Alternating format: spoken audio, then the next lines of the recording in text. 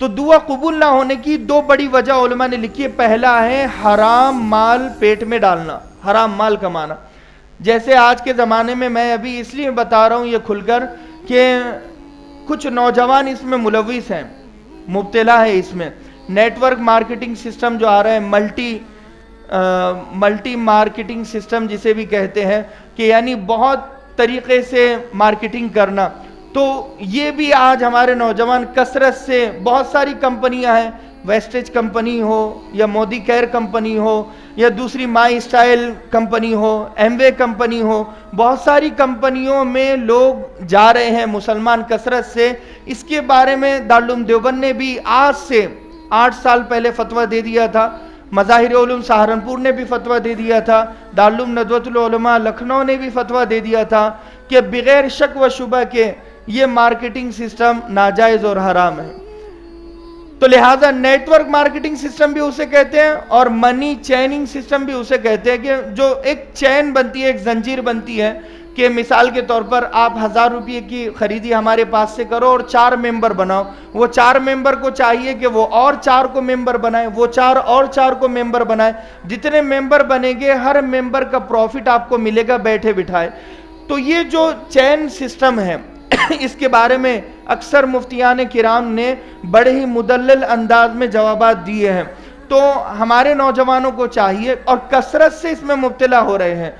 آپ بتائیے کہ 2 سال 4 سال اس سے پہلے ایک کمپنی کے بارے میں نے معلوم کیا کہ 2 سال ایک شخص کو اس میں جوائن ہوئے ہیں. انہیں مسئلہ معلوم نہیں تھا. میں نے جب مسئلہ بتایا تو بیچارے پیچھے ہٹ گئے، انہوں نے توبہ کر لی. لیکن انہوں نے اندر کی بات مجھے بتائی ہے کہ لوگ اس قدر ممبر بنانے پر تلے ہوئے ہیں، یعنی اڑے ہوئے ہیں، لگے ہوئے اس کام پر، کہ اس کمپنی میں 2 سال پہلے بمشکل 10 سے 20 مسلم ہو گئے، نوجوان لڑکے جن کی عمریں 22-24 سال. وہ آپ کو کوئی ڈگری بھی نہیں پوچھتے ہیں، وہ آپ کو ان کی کوئی ریکوائرمنٹ بھی نہیں ہوتی ہے، اور وہاں پر ڈگری بھی آپ کو لگتی نہیں ہے. وہ صرف آپ کو بلاتے ہیں، 1000 روپے میں آپ کو جوائن کریں گے. آپ کو ان کے پروڈکٹس خریدنا ہو، چاہے وہ ہربل پروڈکٹس ہو یا فوڈ پروڈکٹس ہو یا کرانہ سامان ہو، ان کا آپ کو پروڈکٹ خریدنا ہے اور خرید کر 4 لوگوں کو ممبر بنانا ہے. آپ 4 لوگوں کو ممبر بنائیں گے تو آٹومیٹک وہ آپ کو فری ہو جائے گا. پھر وہ 4 اور 4 کو بنائیں گے اور ہر ممبرشپ میں سے آپ کو پروفٹ ملے گا. بس یہ اس کا ایک کنسپٹ تھا. تو اس میں جو مارکیٹنگ سسٹم ہے، یعنی کسی اور کے پروفٹ کو ہم لے نہیں سکتے، وہ کسی اور کا پروفٹ ہمارے لیے سود بن جاتا ہے. مثال کے طور پر میرے لیے اتنا ہی جائز ہے جتنی میں محنت کروں گا. اگر میں اپنی محنت کا کھا رہا ہوں تو ٹھیک ہے، لیکن یہ صاحب بھی محنت کر رہے ہیں، یہ صاحب بھی محنت کر رہے ہیں، ہر ایک کی محنت میں سے 10% اگر میں کھا لوں یہ سود ہو جاتا ہے. 2% میں اگر کھا لوں تو یہ سود ہو جاتا ہے.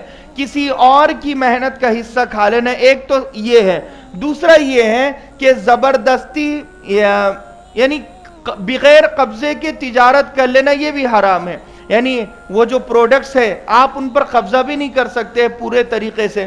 وہ پروڈکٹس آپ کو آگے، یعنی ان کی ایڈورٹائزمنٹ کرنا ہوتی ہے، آگے پھیلانا پڑتا ہے، آپ کو اس کا ڈیمو لوگوں کے سامنے پیش کرنا پڑتا ہے کہ بھئی یہ صابن اس کمپنی کی ہے، اس کمپنی کی صابن میں یہ خصوصیت ہے، اس تیل میں یہ خصوصیت ہے. یعنی پہلے آپ کسٹمر تھے، اس کے بعد دھیرے دھیرے آپ ایجنٹ بن گئے، پھر ایجنٹ سے آپ پھر اور اوپر کمرشل لیول پر جب آپ اوپر جاتے ہیں تو دھیرے دھیرے پرسنٹیج بڑھتا ہے اور آپ کا ایوریج بڑھتا ہے. یعنی شروع میں آپ 2% پر کمپنی میں کام کر رہے تھے، اب آپ ممبر بنا رہے ہیں تو 4% ہو گئے، 6% ہو گئے، آپ پارٹنر بنتے چلے جا رہے ہیں. 8 10 12 14 16 18 20 22%. یہ پرسنٹیج جتنا بڑھے گا اتنا ہی بیٹھے بٹھائے آپ کو پیسہ آئے گا. آپ 2-4 سال آپ کرو گے، اس کے بعد بیٹھ جاؤ گے، تو جب بیٹھو گے بھی تو بھی 70-80 ہزار روپے آرام سے بیٹھ کر کما سکتے ہو. یہ اس لیے حرام ہے کہ جتنی محنت ہے اس سے کہیں زیادہ پروفٹ لوگوں پر لے لینا یہ سود ہے. اور اس میں کئی مسلم نوجوان مبتلا ہیں اور کئی مسلم عورتیں اس میں مبتلا ہیں، کہ جو عورتوں کے بھی اس میں کئی سارے سامان ہوتے ہیں، وہ دھیرے دھیرے اس میں بھی آگے بڑھ رہی ہے. مجھے بڑا تعجب ہوا، حالانکہ نیٹ ورک مارکیٹنگ سسٹم کے جتنے اسٹور ہے اس ناندیڑ میں، ایک کمپنی کے 7 اسٹور ہے. اب آپ بتائیے وہ 7 اسٹور میں تقریباً غالباً 400 بچے ممبر ہیں، مسلم بچے 7 اسٹوروں میں. اب یہ جو بچے کام کر رہے ہیں یہ تو حرام ہے، انہیں تو خیر پتہ نہیں یا پتہ ہے پھر بھی کر رہے ہیں وہ نہیں پتہ، لیکن ان کی دعائیں قبول ہو رہی ہے؟ مجھے بتائیے آپ. دعا قبول نہ ہونے کی سب سے بڑی وجہ یہ ہے کہ پیٹ میں جب حرام کا لقمہ جاتا ہے نا تو پھر وہ دعا قبول نہیں ہوتی. نماز کے صحیح ہونے کے لیے وضو کا ہونا ضروری ہے نا، بغیر وضو کے نماز نہیں ہوگی. ایسے ہی بغیر حلال کمائی کے جب پیٹ میں حلال کمائی جا ہی نہیں رہی، حلال کھانا ہی نہیں جا رہا، تو آپ کی دعا بھی قبول نہیں ہوگی. 2 لوگ ایسے ہیں، اللہ تبارک و تعالیٰ کہتا ہے کہ ہم حدیث قدسی میں حالانکہ یہ کہ ہم وہ 2 کی دعا کبھی بھی رد نہیں کرتے، ہمیشہ قبول کرتے ہیں. ایک تو جب ایک باپ اپنے بچوں کے لیے ہاتھ اٹھاتا ہے تو اس باپ کی دعا اللہ رد نہیں کرتا، ضرور قبول کرتا. یعنی ماں باپ دونوں بھی ہے، جب ماں باپ اپنی آل و اولاد کے لیے دعا کرتی ہے تو اللہ وہ دعا کو رد نہیں کرتا، قبول کر دیتا ہے. ایک پہلی چیز تو یہ ہے. دوسرا وہ مسافر جو سفر کی تھکان کی وجہ سے حالت سفر میں یعنی رننگ سچویشن میں جب وہ جو بھی دعا کرتا ہے اس کی ہر دعا قبول ہو جاتی ہے. لیکن یہاں پر ایک اور مسئلہ میں آپ کو بتا دوں کہ اگر وہ ماں، اگر وہ باپ جس کے گھر پر حرام کمائی ہو، حرام کھانا ہو، اگر وہ اپنے بیٹے کے لیے ہاتھ اٹھاتے ہیں 70 سال تک وہ مانگتے رہے، ایک بھی دعا ان کی قبول نہیں ہوتی اپنے بچوں کے حق میں. اور وہ مسافر جو پراگندہ بال ہے، بال بکھرے ہوئے ہیں، کپڑے پھٹے ہوئے ہیں، کتنا ہی لمبا وہ سفر کیوں نہ کر دیں، ہونٹوں پر ہونٹ سوکھ چکے ہیں، یعنی اتنا لمبا سفر کیا کہ کسی کو بھی اس پر رحم آ جائے، حالانکہ پوری نمازیں پڑھ رہا ہے اور پورے روزے رکھ رہا ہے اور بالکل نیکی والی اس کی حالت ہے، لیکن انا یستجاب لہ الدعاء. اللہ کے نبی صلی اللہ علیہ وسلم نے فرمایا کہ اس کا کھانا حرام، اس کا پینا حرام، اس کا پہننا حرام، صرف اس وجہ سے اس کی ہر دعا رد کر دی جاتی ہے، کوئی بھی دعا قبول نہیں ہوتی اس مسافر کی.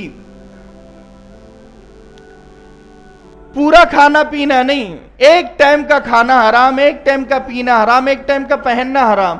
اب آپ بتائیے جتنے نوجوان بچے ان کمپنیوں میں کام کر رہے ہیں اور کام کرتے ہوئے اپنا گھر چلا رہے ہیں، اپنی بیوی کے پیٹ میں، اپنی ماں، اپنے والدہ، اپنے والدین کے پیٹ میں وہی ڈال رہے ہیں، اپنے بھائی بہنوں، اور وہی ایجوکیشن چل رہی ہے تو دعائیں کہاں سے قبول ہوگی؟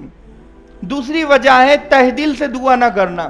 ایک ہے بس ایسے ہی بے دھیانی میں دعا چل رہی ہے، مطلب دعا چل بھی رہی ہے لیکن کسی کو کچھ پتہ ہی نہیں ہے کہ ہم نے کیا مانگا کیا نہیں مانگا، کیا مانگنا تھا، جو مانگنا تھا بغیر مانگے اٹھ گئے.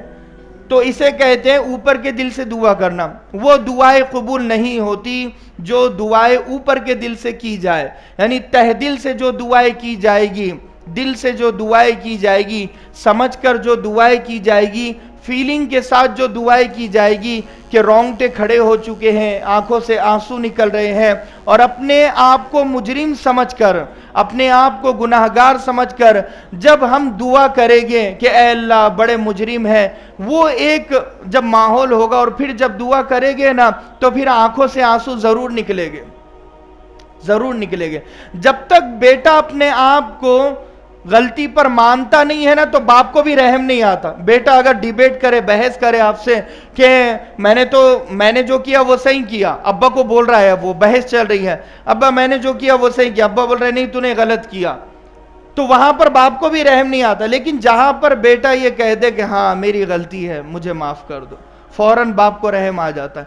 اللہ تبارک و تعالیٰ کو لڑنے والے پسند نہیں ہیں، بحث کرنے والے پسند نہیں ہیں، ڈیبیٹ کرنے والے پسند نہیں ہیں. آپ مجرم نہیں بھی ہو تو مجرم اپنے آپ کو سمجھ لو، اللہ کے سامنے ہم سارے ہی مجرم ہیں. یا ایھا الناس انتم الفقراء الی اللہ، کہ تم سب کے سب فقیر ہو، محتاج ہو اللہ کے ہر اعتبار سے. اگر ہم اتنے بڑے لیول کے مجرم نہیں بھی ہے تو سمجھ لو اپنے آپ کو کیا بگڑ رہا ہے. اللہ کے سامنے اقرار کر دو، 10 سال پہلے جو گناہ کیے ہوگے وہ گناہوں کو اپنی زبان پر لاؤ گے تو پھر شرمندگی ہوگی، پھر ماحول بنے گا، پھر آنکھوں سے آنسو ہوتا کیا ہے کہ ہم نے گناہ 10 سال پہلے کیے ہیں نا تو ہم نیٹ اور کلین لوگوں کے سامنے بنتے ہیں دکھاوے کے لیے، ہے نا. وہ ایک زمانہ الگ تھا، یہ زمانہ الگ ہے۔ حالانکہ ہر ایک سے غلطیاں، کوتاہی، کمی بیشی ہو جاتی ہے، کوئی دودھ کا دھلا ہوا نہیں ہوتا ہے، تو لہٰذا اللہ کے سامنے کم سے کم ہم ویسے بن جائے جیسے اللہ ہمیں جانتا ہے۔ اللہ کو ہمارا ماضی بھی پتا ہے، حال اور مستقبل بھی پتا ہے، تو کم سے کم اللہ کے سامنے ہمارا ماضی ویسے رکھے جیسے اللہ کو پتا ہے کہ اللہ تجھے تو پتا ہے کہ میں کتنا گناہ گار تھا، اے اللہ میں نے لوگوں کے بڑے دل دکھائے ہیں، اے اللہ مجھے معاف کر دے، میں نے بڑی گالیاں دی ہیں، میں نے اپنے امی کو بڑے جوابات دیے ہیں، اپنے ابا کا بڑا دل دکھایا ہے، میں نے بڑوں کی بڑی توہین کی ہے، میں تیرے گھر سے دور رہا، تیرے نبی کی سنتوں سے دور رہا، اے اللہ مجھے معاف کر دے، اے اللہ پتہ نہیں کہ آئندہ شب برات مجھے نصیب ہو یا نہ ہو، اے اللہ مجھے اس شب برات سے پورا فائدہ اٹھانے والا بنا، اے اللہ جن لوگوں کا میں نے دل دکھایا ان لوگوں کو یہ توفیق دے دے کہ وہ مجھے معاف کر دے، اے اللہ میں مروں تو تیرا ہو کر مروں، جیو تو تیرا ہو کر جیوں، اللہ کے نبی صلی اللہ علیہ وسلم کی سفارش مجھے نصیب کر دے، حوض کوثر کا پانی مجھے نصیب کر دے، مقام محمود کی سفارش مجھے نصیب کر دے، اگر تو روٹ گیا تو سارے ہی ناکام، اے اللہ اگر تو مان گیا، اگر تو ہم سے راضی اور خوش ہو گیا، ہمیں کوئی غم نہیں ہے۔ اور جب اللہ کے سامنے کوئی مانگتا ہے نا تو اللہ اسے دیتا ضرور ہے، لیکن ہم مانگتے نہیں ہے ویسا، تو بھئی کرے گے، مانگے گے سب؟ اللہ تبارک